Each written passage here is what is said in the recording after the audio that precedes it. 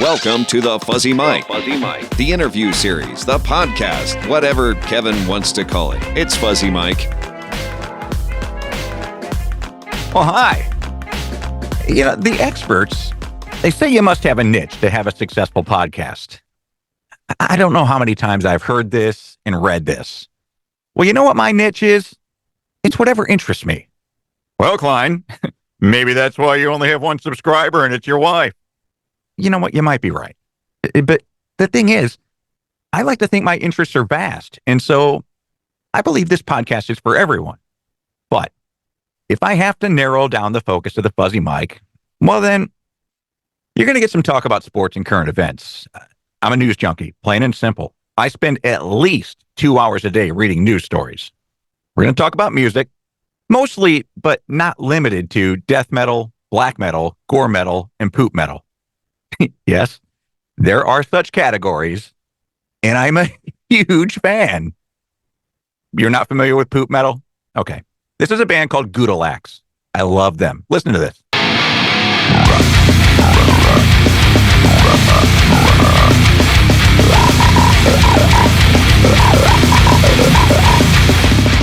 That is so good. Also, when we talk about music, you're going to hear me talk about Miley Cyrus. I think she's the best singer on the planet. We're also going to talk about true crime, because if there's a serial killer documentary on Netflix or Prime any day of the week, I'm in. And we'll talk mental health, because these are the 4 areas that highly interest me, and they're topics on which I'm fairly knowledgeable, especially in the arena of mental health. And that's where we're going to start today. My mentality. I used to see a therapist, and when we did, we would just sit there and talk about things that bothered me, and they would listen. Guess how much that cost me? $160 an hour. Well, guess what? I'm going to talk about my stuff here to you, and it ain't going to cost me a thing. And the shit that I'm going to tell you here, absolutely true, and I need to share it with you. And not as a cry for help. In fact, it's just the opposite. I want to tell you about this to release it into the open, like a flock of doves at a funeral. But more importantly, to make you feel better about your own life. Just consider it my gift to you. I take a daily dose of 4 pills for my mental health. Listen to this podcast long enough, and you're going to learn more about my depression and suicidality than you ever care to know. I don't hide anything, and I don't candy coat anything either. When it comes to mental health, I'm raw, unfiltered, and I have some seriously bizarre ways of coping. So now that you know that, this probably won't shock you. I take my pills once a day, right before I go to bed at night. And I do this thing every time I take my pills. And it's really bothersome. Any therapist or psychiatrist will diagnose it as OCD. But I've been OCD all my life. This elevates OCD to another level. I'm calling this ECD, empathetic compulsive disorder. What happens is, I'll pour my pill from the bottle into my hand. I only try to pour 1. It's a 1 per day pill, not a 2 per day. It's been this way for 17 years. They know this. But sometimes the pills, they like to fuck with me. And here's how they do it. If 2 pills happen to fall into my hand, a scenario which is often played out due to my Parkinson's-like tremors, then I project a scenario onto that pellet pair. A scenario? The hell are you talking about, Klein? Okay, here's the example. Last night, I poured one of my Effexor pills into my hand. Then another one slid in with it. My thought was, oh my gosh, that pill wants to give up its life so that the other pill can live another day or 2. Then I started wondering, what kind of relationship those 2 pills have? Are they boyfriend and girlfriend, husband and wife, wife and wife? Because that could be a possibility. What I end up doing when this happens is I put both of those pills back in the bottle and I do another pour, praying that only 1 pill comes out. I do not want to go through the torment another time because it always gets darker. Like, if 2 pills come out a second time, then I'm convinced these 2 were parent and child. And that one really gets to me because, well, children are involved. But Kev, you could eliminate this quandary by just reaching into the pill bottle, grabbing 1, and that would be that. Yeah, in theory, that sounds simple, but in my mind, I'd be the executioner. By pouring the pills into my hand, I'm giving the pill tribe jurisdiction over which one to cast out. I can live with that. Much easier than I can just snuffing out an inanimate life through my own condemnation. Because let's not forget, once that pill is swallowed, it's dead. Its purpose is no more. And therein lies just one of the multitude dilemmas in my life.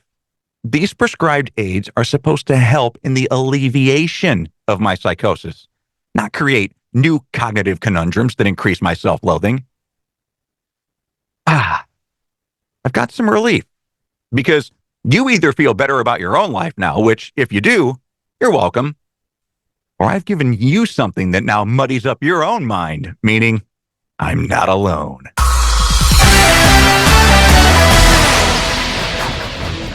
In the news, a report has surfaced regarding former President Trump and his dislike for dogs. Trump is one of only 2 presidents to not have a pet during his time in the White House. This was backed up when his former wife, Ivana Trump, wrote in her book, Raising Trump, Family Values from America's First Mother, saying, quote, he wasn't a fan of dogs. I don't know why people are surprised by this. I thought it was common knowledge that Trump was a cat man. Grab him by the pussy, grab him by the pussy, grab him by the pussy. A massive marijuana grow operation was discovered inside a Tennessee church after a weeks-long investigation. Upon executing a search warrant, law enforcement found around 2,000 plants, and one person was taken into custody. I've heard about getting high on the Lord, but never getting high with the Lord. You wanna get high, do it on Jesus. Finally, serial killer Jeffrey Dahmer's dad, Lionel, died at the age of 87. Strangely, that's the answer Jeffrey himself gave authorities when they asked him how many victims he had cannibalized, saying, I 87. I 87. I ate his liver with some fava beans and a nice Chianti. Chew on that one a while. Now, we started the episode by talking about mental health, my mental health in particular, and we're going to continue talking about mental health with my guest. He is a licensed therapist, but Marc Boriosi has led an incredible life, including spending 10 months in a federal prison for money laundering, fraud, and tax charges. But his life is even more interesting than that, okay? He's danced with Sting. He's toasted with Jason Statham. Anna Nancy Wilson of Heart, he's flirted with them. He's raised money for kids with Anne Hathaway, and he knows Kevin Bacon, John Voight, Roger Waters of Pink Floyd, Richard Gere, Meryl Streep, Alice Cooper, Al Pacino, Martin Scorsese, Steve Martin, Tom Hanks, Paul Rudd, Bryan Cranston. The list is extensive. He's hosted film festivals, awards ceremonies, Broadway show after parties, charity events, celebrity birthday parties, comedy roasts, and he went to law school, and he's worked on Wall Street. He's also been in a gunfight. So we're going to talk about all that stuff right now. So I was just talking about your credentials. I was just talking about all of the things that you've experienced in life.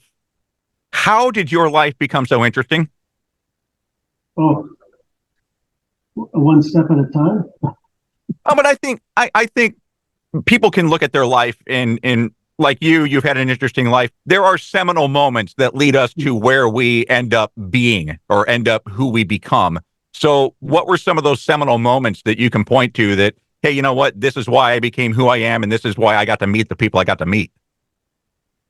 I would say varying trajectories in some aspects. Family took me in some places, career in other places, and then my desire to be around, those events and those people. I just sort of made it happen. I tell the story in the past. One thing that motivated me to get into some of the things I've done is when I was younger, I used to go to New York City once in a while for fun. And what I soon learned was it's not easy to get into certain clubs.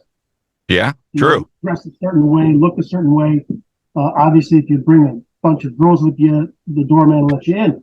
And I was not in the position to do that. So I'd be turned away a lot. So I decided to just, I was young then, but I accepted that and said, I'm going to do something about it. And I eventually grew into hosting those parties, creating events of my own where, I was the first one. I guess you would say. And then, that motivated me to do more and more. And then I got into a lot of charitable work, which is where I met a lot of the people that I met, some charity events, fundraising stuff for various organizations, right from there. What causes do resonate with you? Well, now more than anything, probably recovery from drug and alcohol addiction. Mm-hmm. You've made that your life's work now. It's a large part of my work now. I sort of branched beyond that, but I still incorporate that in everything I do because I think I'm pretty good at it.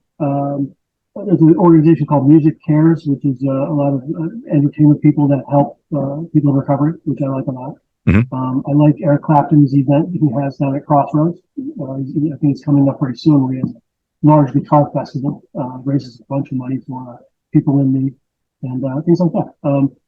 One of the organizations I helped with was a thing called the Lollipop Foundation, which was that's where I met Anne Hathaway. She was there. Very nice girl. And what does the Lollipop Foundation do?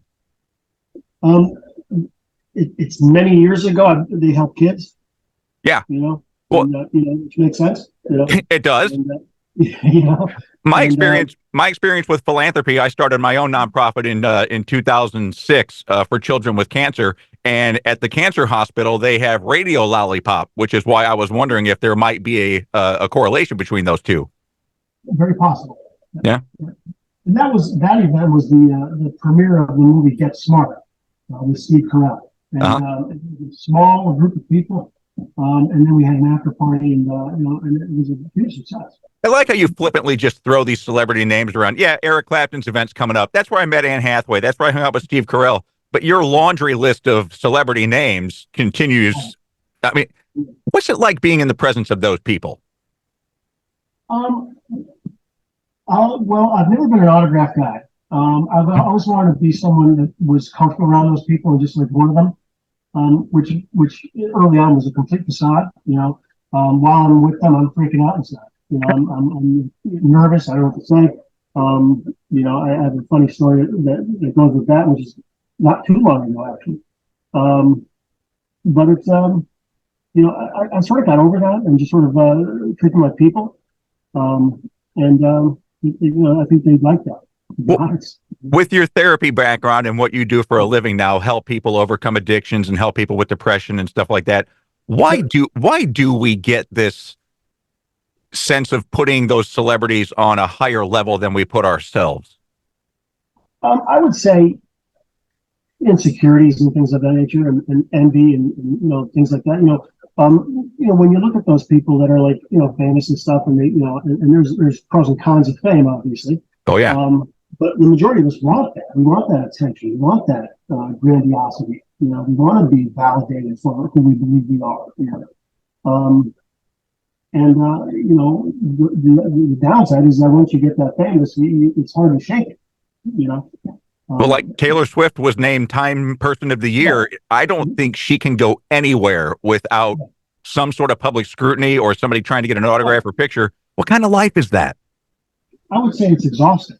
It has to be. I think Jim Carrey kind of said it best. Was he's stepping outside the limelight because he's tired of playing a character. He just wants to be him. And I think that's fantastic. To have that self-realization. It isn't fun for me anymore. And move on.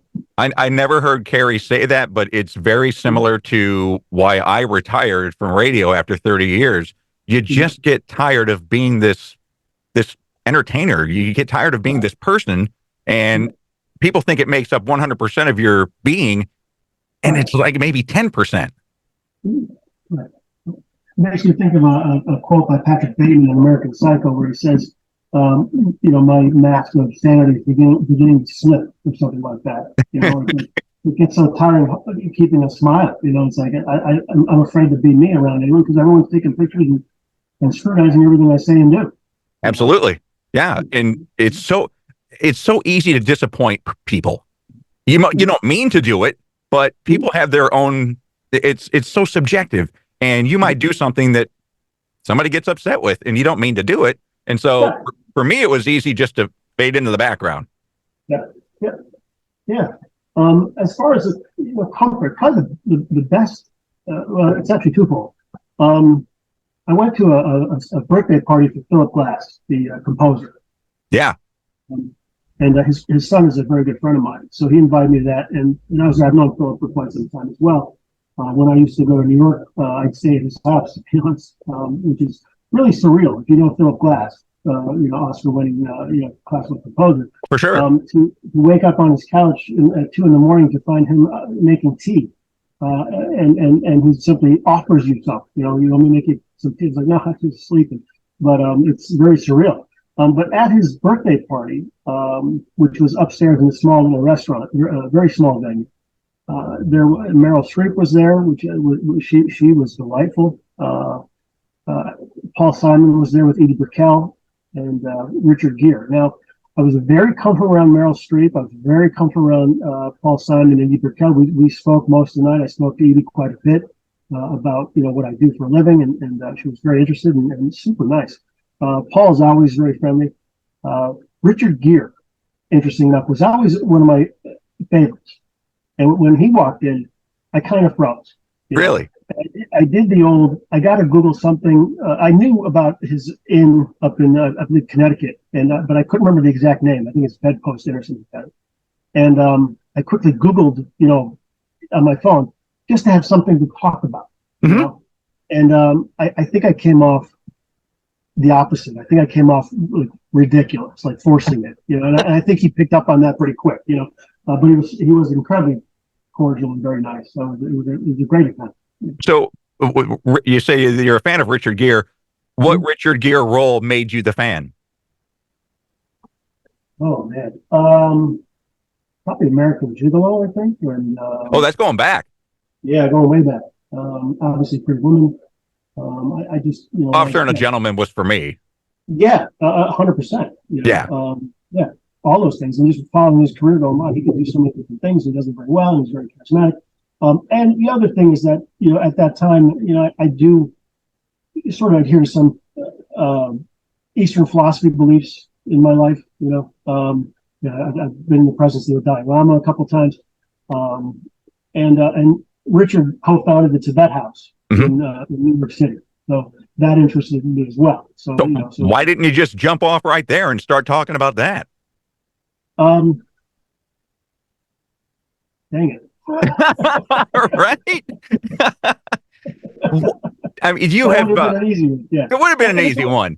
I panicked. I Googled. I'm like, I want to set myself apart and know something that no one else does, but everyone knows about this stuff. So it was ridiculous. But he was incredibly polite and super. That's the thing. You want to talk to people and on their level. But for me, I was just telling a friend about this morning in promoting you being on the podcast. I want to find the perfect conversation, and I want to find that one question that you have never been asked that you're like, oh my gosh, this guy did his homework. That to me is that's the highest praise that you can give an interviewer. Yeah, I feel the same way, and I used to interview celebrities as well, and musicians and such. Three Doors Down, Bullbeat, quite a long list. And that was my thing: is I would scrutinize their history to find something they're not expecting. Mm-hmm. For Chris Henderson with Three Doors Down, I dug up this thing about that he was involved with this. Runyon Foundation for Drug and Alcohol Addiction. And I brought that up towards the end, and he went, oh, you know that? I'm like, yeah. And then we went off of that. And it changes the dynamic of the whole conversation. It does, because they know that you've done your homework, you've done your research, you care about them. And it also goes back to, I do this all the time. When somebody's wearing a name tag in the checkout line or as a server, I address them by name. It's amazing how it sets the tone for a wonderful transaction. People, they just want to be cared about. Right, and you think about it when artists are doing all these interviews. I mean, they hear the same questions. Absolutely. No.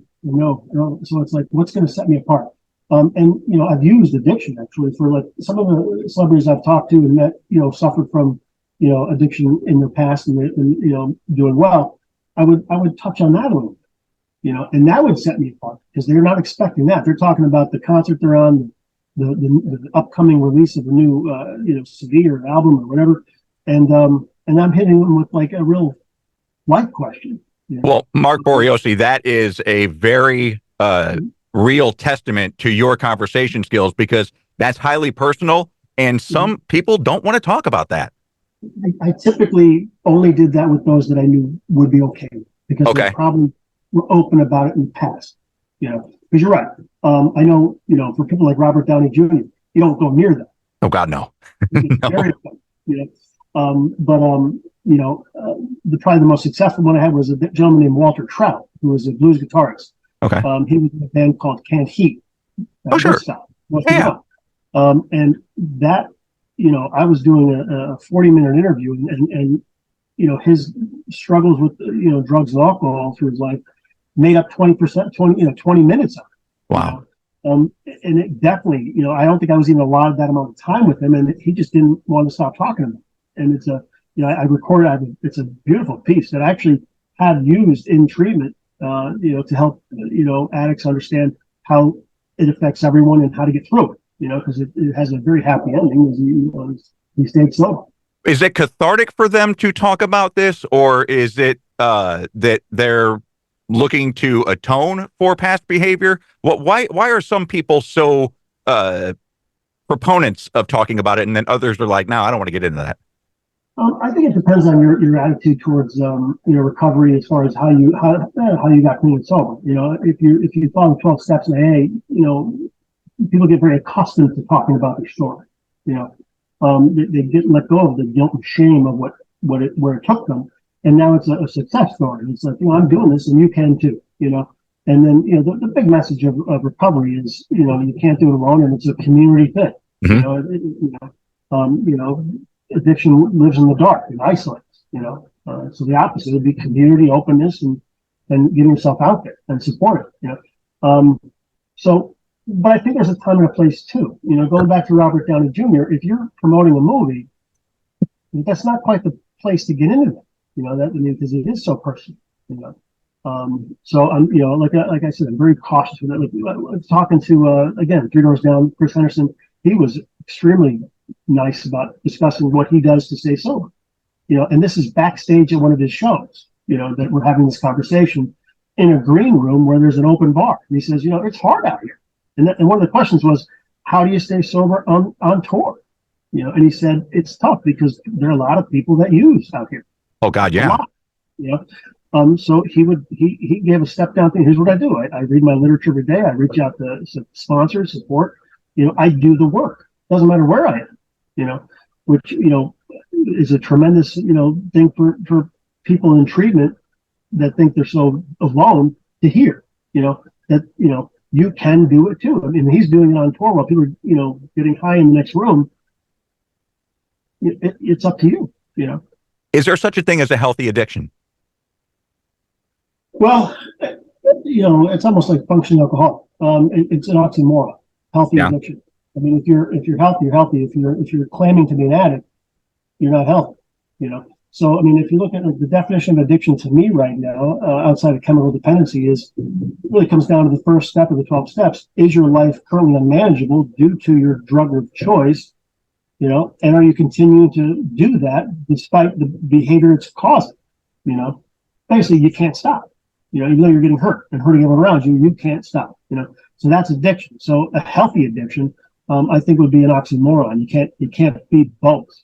I know I get the idea of where you're going is, how can I turn this, issue, this disease, into something that might benefit me? There are a lot of former addicts addicted to substances and alcohol who trade that for the addiction of running, and it's just a switch in behavior. And so I was wondering if, like running 100 miles a day, like some of these people try and do. Yeah. The difference there is it an addiction? And how I would define that would be is, now, whatever you were doing prior to that was causing your life to be a disaster, you've switched to running. Now, is running causing your life to be a disaster? Okay. If it's not, then it wouldn't be an addiction. Okay. I'll give you an example. I mean, in recovery, we talk about drug and alcohol, and then you go to treatment, you start going to meetings, right? Mhm. This is how really fickle addiction can be, and if you're not careful, it finds a way. I'm working with this gentleman whose wife is really upset because he's never around because he's always drinking or inside, So she's like, I just want my husband back. I'm tired of him not being around and drinking all the time and all that. And I said, all right, we'll see what we can do. Well, he turned it around and stopped drinking. And he started going to meetings. But then he started going to so many meetings that his wife was angry about never having her husband around. Yeah. So even recovery can be an Addictive. addiction. Sure. Yeah, addictive. Right. Yeah. If it's causing your life to be unmanageable. Like we said, addiction is a behavior. How does it start? There are various, possibilities there. I've been watching that. It's highly personal for each addict. Pretty much. I mean, some people say it's all trauma related. It's all bad childhood. It's all, it's all this, all that. It's all those things. But it's also good stuff. When I would do a lecture in front of 100 people at a treatment center I worked for, I would at some point I'd say, all right, who here would say they had a good childhood? And half of them would raise their hand.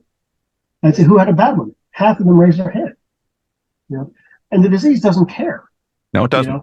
The problem with addiction and the disease is that, acceptance of it is all hindsight. You don't realize you have it as you're sinking in the quicksand. It's when you wake up, dust yourself, look back and go, wow, that really caused a lot of damage in my life. I must have a problem, because it fools you the whole time while you're using. It's like Jekyll and Hyde, and as you're using, you will defend your free will to use till your dying breath, not realizing the damage that it's causing. Can an addict be helped if they don't want to be helped? I don't think so. Yeah. I mean, that goes back to the 12 steps in the whole thing. What did Bill and Bob say? The first thing you need is a desire. That's why the first chip is a desire chip. You have to have the willingness to do the work. Regardless of what that entails. And so often I would work with clients who would only do what we told them to do if it was in line with what they wanted to do. And that's not recovery. That's addiction. It's like I'm only I'm not going to do what I need to do. I'm going to do what I want to do. Mm-hmm. You got to let go of the want for a while. You get those back over time, but the big message of recovery is follow someone else's direction for a while. You also do a lot of work with depression, and I want to know what the correlation is between addiction and depression. Does one lead to the other, or are they both so entwined, so symbiotic that there's really no separation? Well, I mean, you could suffer from depression without being an addict. True. The tricky thing there is that addiction mimics the signs and symptoms of mood and personality disorders. If you're always taking sedatives, you're going to appear depressed. If you're always taking stimulants, you're going to appear manic. If you take both, you're going to go see a doctor. He's going to tell you you're bipolar, and put you on meds. And there was a period of time when bipolar disorder was so misdiagnosed that people were being put on meds for antidepressant without a mood stabilizer for the manic part of it, which is the more dangerous part, that it was causing the cycles to increase. And so they'd be going up and down more often, so you really have to do a good history when you're meeting with a client before you prescribe anything to see what's going on. Yeah, you miss the mark, and then that could cause more pain. I was one of those misdiagnosed in 1995 when I first went and saw a psychiatrist for what I thought was bipolar disorder. That's what they called it. But no, it's just straight out depression, man. That's all it is. Right. And it's a different way to be treated. Absolutely. Yeah. Misdiagnosed, misprescribed, all the, So how do you get somebody? Because I love this quote that you say in one of the papers that you've written on Medium, and it's basically saying that there's happiness and there's sorrow and there's grief and there's sadness. There's all the range of emotions, and we're supposed to feel them. Mm-hmm. Why? Why can't we always be happy? It's not human. I mean, that's the fantasy is, if someone's not smiling, there's a problem, we are emotional beings, you know. Yeah. And you know, if you look at feelings wheel, which I used to use in treatment quite a bit, which has all the different emotions on it, we're supposed to feel all those things. You know, how, you know, if you never felt bad, how would you know what good is? That's very true. You know, and the trap is trying to avoid those feelings. You know, that's the trap. You know, you have to process all of it. You know, otherwise, you don't increase what you could consider your emotional intelligence, which is I have to handle every feeling that comes. So what is the key to living in the moment? Mindfulness, awareness. You know, you gotta sort of let go of the past. You learn from it, let it go, and not focus on the future at all. To me, it makes a ton of sense, because if you think about depression, or you think about negatives, you can't change the past. No, you can't. You have to accept. Can't change it. So you have to accept what it was. So if you focus solely on the past, you're going to have a lot of regrets. You're going to wish you made a left when you really made a right. That's always going to cause depression, because you can't change it. So you got to let that go. So the past is where depression lives. Okay. Almost. The future, projecting, that's where anxiety lives, because of the unknown and uncertainty. It's very stress related, right? I mean, Absolutely. What's going to happen? I don't know. So you got to sort of let that go, and not project, fantasy and things like that, because very often humans will fantasize extremes. They'll fantasize worst case scenarios or best case scenarios. Mm-hmm. Really, if someone's thinking about winning the lottery, they don't go, "Oh, I think I won $5." Their fantasy is about the millions. Which is understandable. But planning is different. Planning, we do have to plan in life, and that's an important thing, but it's not projecting. Planning is setting things up for success. But the only time you can plan is now. Yeah. I always find it interesting that I'll ask you, do you know the demographic of human being that is focused on the present probably more than anyone? I think they've mastered Kids? the ability. Is it kids? It's kids. Yeah. And the only reason I know that is because I had a psychology professor say that the reason time goes by so slow when you're a kid is because you're focused on that day. The reason why time accelerates when you're an adult is because you're living event to event. Right. And yeah, it goes fast. for sure. When you by the way, is this the longest you've ever gone in a conversation when somebody hasn't brought up your federal prison stint? Lately. Okay, good. Because I mean, yeah, obviously that's a big part of your life, and that's how I want to get into that. But before we do, I want to talk about your father, your late father, who passed away in 2017, world-renowned psychiatrist, and probably the greatest all-time Italian name I've ever heard, Guido Boriosi. That's just a kiss the ring name right there, brother. Can't get more Italian than that. No, you cannot. What did you learn from him?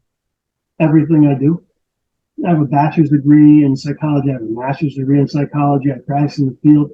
But everything I learned from him growing up. And not so much by him teaching me, just sort of being around him, and sort of absorbing, everything he says and does. And yeah, pretty much. I mean, he was such an amazing man that, one of the best compliments I ever got when I was, in treating addiction in the rehab was, this woman said, you remind me a lot of your father. Wow. I didn't even know she knew him. Yeah. And it was like, oh wow, so if I echo anything that he preached or talked about, I find that that's what I want to do. Carry on his legacy. What kind of father was he? Very kind, very compassionate. Not a huge talker. Never yelled.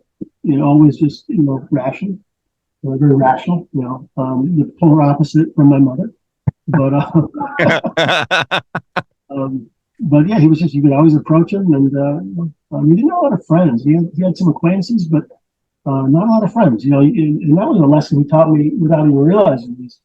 He was sick for the last 4 years of his life, and not many people came around. He he pretty much died alone, and it was amazing to me how, revered you could be in the world, while you're practicing and helping others, and then sort of, kind of forgot it. It's an amazing tribute to your mentality and your personality that you learned from him just through observation. I gotta say, I mean, I miss him, obviously. I wasn't sad when he died. I was sad I was going to miss him, but he did his time, and it was time to go. He suffered towards the end because his body kind of gave out in many ways, but cognitively he was still there. Yeah. So he was like imprisoned in his own body, which was hard to watch. So when they called and said your father passed, I was like, thank God. Well, I've often heard that we grieve because of ourselves. It's proper to let someone who's suffering, let them go. And the reason we're sad is because it affects us worse than it affects them. Yeah. One memory that pops up, which means a lot to me, was towards the end, maybe a year before he died. I was in his bedroom, helping him shower and getting him dressed, putting his socks on. I was on the floor putting his socks on. And he just looked at me and he said, Mark, I'm so sorry you have to do this. Oh. And I said, Dad, I get to do this. Yeah. Yeah. Well, that goes right in line with your philosophy that, acceptance and the way that you perceive things is how you're going to react to them. Right. And that's directly from your teachings, and that's directly from what I've gleaned from the multitude of things that I've read from you. Here, I'm looking at your website right now, and it says that happy family, impossible without trust. And it says our comfort is our family when we occasionally falter. You're a father of two. How do you take the experiences that you have had and relay them to your children? Oh God, just I guess by example, by doing it, just being there for it. I mean, they're 5 and 3, so they're pretty much crazy all the time. They're constantly happy, right? They're constantly something, but they're a handful. But I think they're perfect. But I guess I'm biased. Wow, you have every right to be biased. They're your blood, man.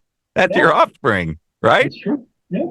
So when you did have that 10-month falter, what did your dad say? How did he support you? And what was the relationship like then? Oh, he was a part of it from the beginning.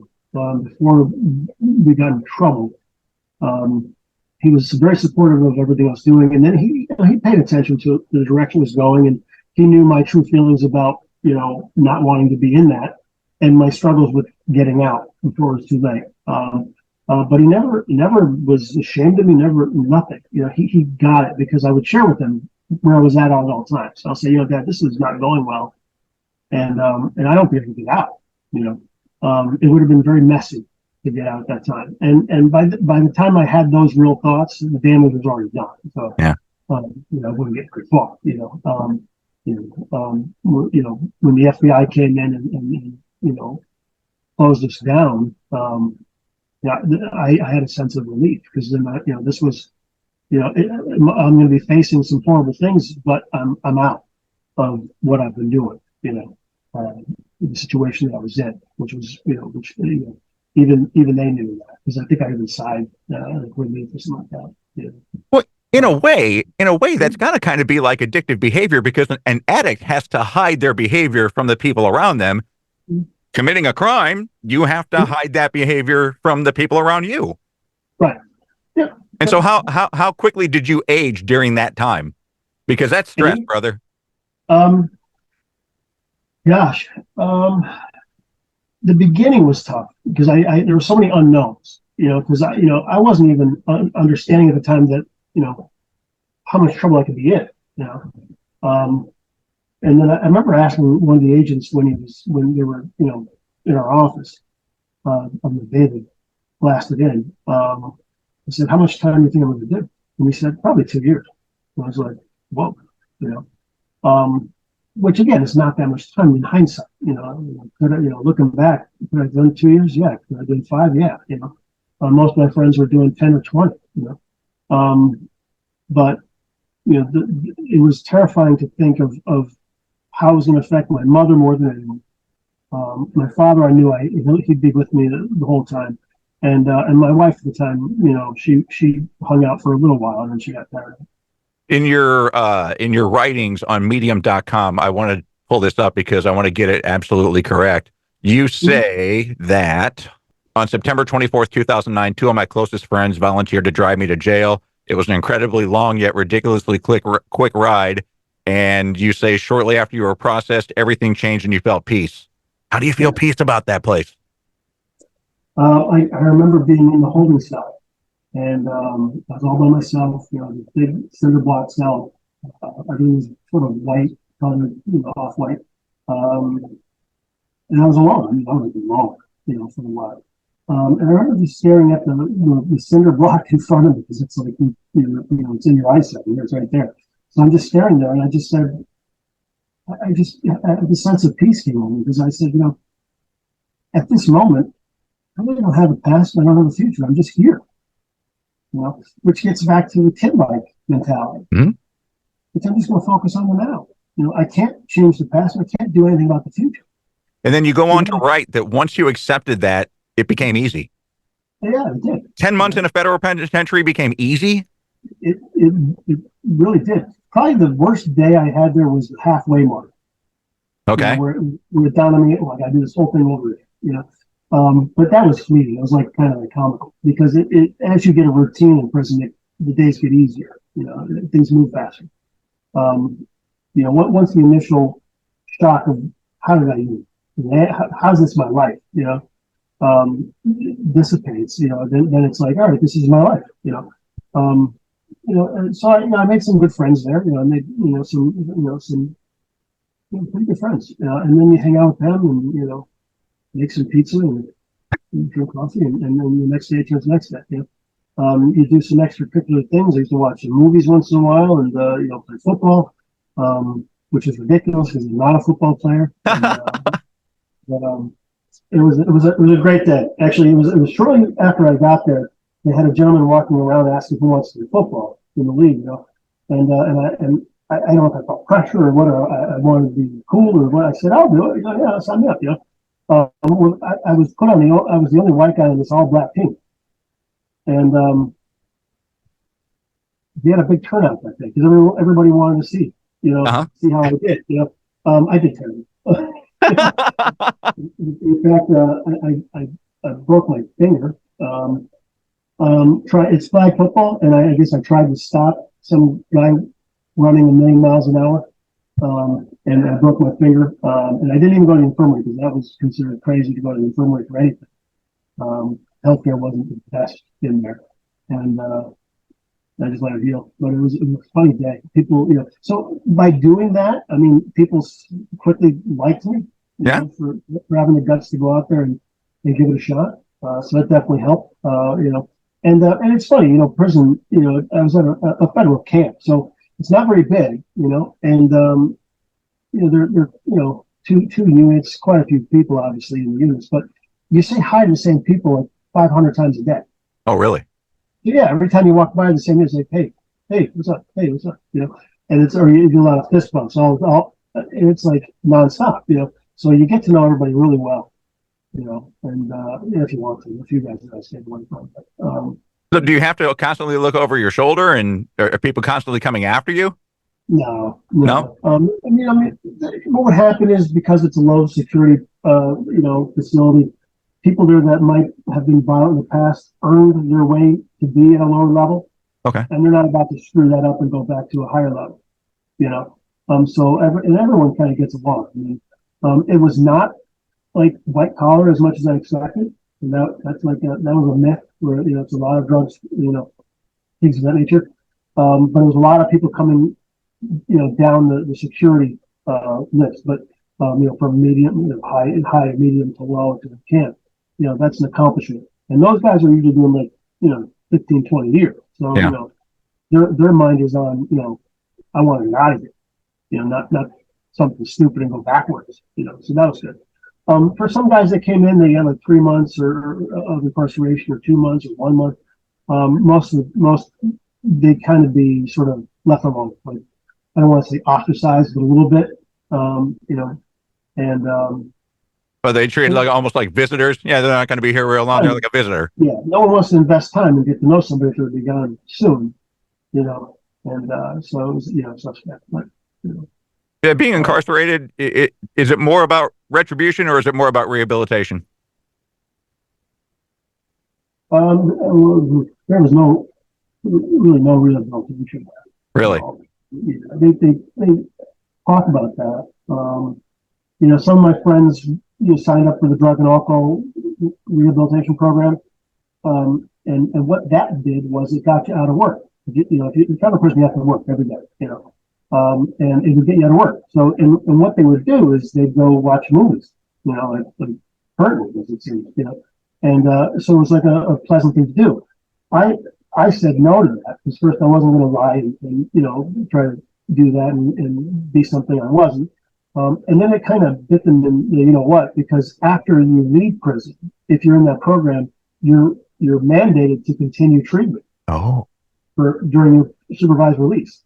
So, you might have someone, like me, who's not an alcoholic or an addict, having to go to outpatient therapy for a year, which is like, continuing the facade, just to get out of work, I actually had one of the hardest jobs there, which was a janitor in the medium prison, which was attached to my prison. So every day, me and 2 guys had to walk down the mountain to this medium prison, and we'd clean, mop, you name it, we did it, And the issue there was it was so easy to get in trouble because if the COs or the warden, got to be the warden, saw you slacking off, and he could just, if you didn't wipe something down and he was in a bad mood, he'll throw you what's called the shoe, or the segregated housing unit for like a week. So I used to see a few guys that just got hammered. So doing minimal things.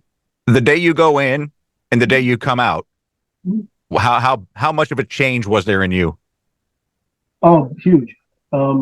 Yeah, probably. I mean, physically a lot, because I didn't eat poorly while I was there, which you usually can, and I worked out all the time. So I left there probably the best physical shape I've ever been in. Plus you got the time. Yeah, true. So I took advantage of that, but psychologically, emotionally, I think I was very well off. I started helping people while I was in there. Well, I was going to ask that. Did you use your therapy background to start helping inmates? I did, and not on purpose, just conversation, advice, I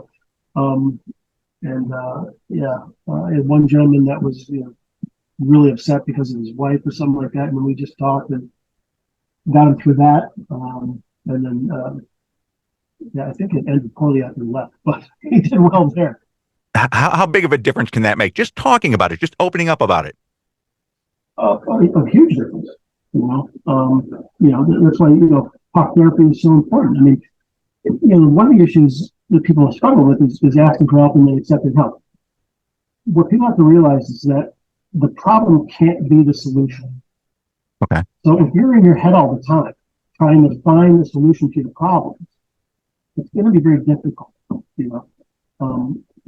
in doing so. You got to reach out and ask for a second opinion, advice, other perspectives. You could certainly help with that, but you're not going to really think your way out of an issue that you created, that your mind is telling you is okay. That's so true, because that leads to anxiety, which, it's a constantly evolving circle. It's like a gerbil on a wheel. It is exactly what I was picturing was that little gerbil running on that wheel.